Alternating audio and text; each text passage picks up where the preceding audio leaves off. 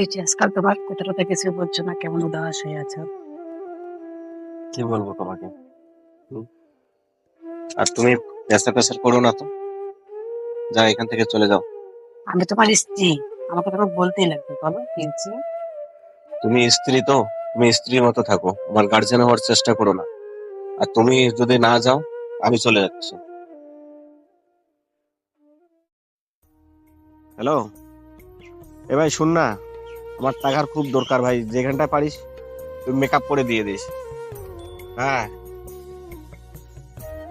আরে খুব দরকার আমার, তোর বিপদের সময় আমি ওই সে তো ওকে উদ্ধার করছে, তুই তো এখনো। শালা ফোন কেটে দিল।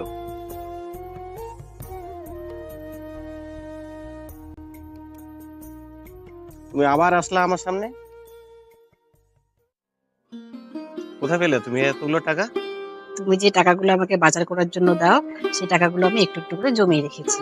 তুমি ছেঁড়া শাড়ি পরে থাকো, এই টাকা দিয়ে তো তোমার জন্য একটা ভালো মতো শাড়িও নিতে পারতে। শাড়ি আমি পরেও নিতে পারবো, কিন্তু এই টাকাটা তো তোমার কাজে লাগবে। বলো, এই টাকা দিয়ে তো পরেও তুমি আমাকে নিয়ে দিতে পারবে শাড়ি। তুমি যে সংসারের জন্য এত কিছু ভাবো, আমি ভাবতেই পারিনি। সংখ্যাটা তো দুজনেরই, বলো। হ্যাঁ। আর তুমি যে শাড়ির কথা বলতেছো না, হ্যাঁ। সেই শাড়ির থেকে তুমি যদি একটু আমাকে ভালোবাসা দাও, এটাই যথেষ্ট।